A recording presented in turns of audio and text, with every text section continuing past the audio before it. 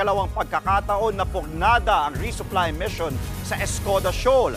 Ang dalawang barko kasi ng Pilipinas hinarang at pinalibutan ng mahigit 20 barko ng China. Nasa frontline ng balitang yan, si Brian Basa. Mag-aapat na buwan nang nakaangkla sa Escoda o Sabina Shoal ang pinakamalaking barko ng Philippine Coast Guard na BRP Teresa Magbanwa para bantayan ang mga aktibidad doon ng China. Kahapon, kasama ang News 5, dalawang barko ng Pilipinas ang sumubok na maghatid ng supply sa kanila, ang BRP Cape Engaño at BRP Cabra ng PCG. Mula sa Palawan, ilang oras ang binyahe ng dalawang PCG vessel papuntang Escoda Shoal, pero malayo pa man sa paroroonan nila, dalawang warship agad ng Chinese Navy ang nagpakita at bumuntot sa kanila.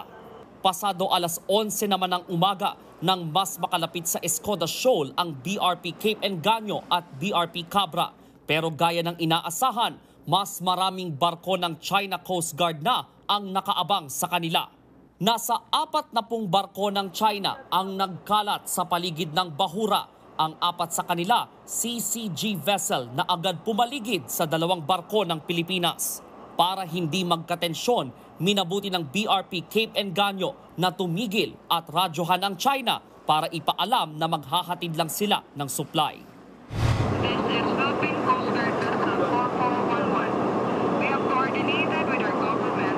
Pero sa halip na pumayag, pumorma ang mga Chinese vessel at nagbukas ng water cannon.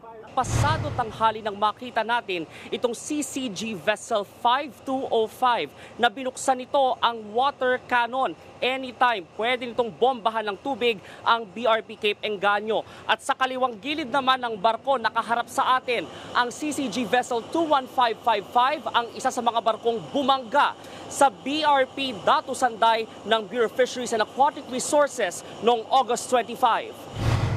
Dahil sa pagpostura ng China, 5 oras munang pumirmi at nakipagdialogo sa laot ang dalawang barko ng Pilipinas.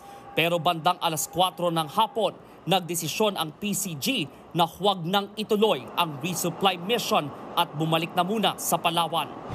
Dahil sa nangyari, tinawag na iligal ng PCG ang ginawang panghaharang ng China sa mga barko ng Pilipinas sa Escoda Shoal.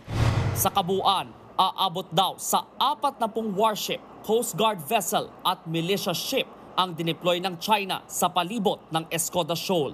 Wala pang pahayag ang China sa panibagong harassment na ginawa nila sa ating mga barko.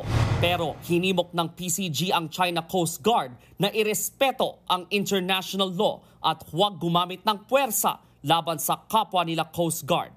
Sakay ng BRP Cape Engaño sa West Philippine Sea, nagbabalita mula sa Frontline, Brian Basa, News 5.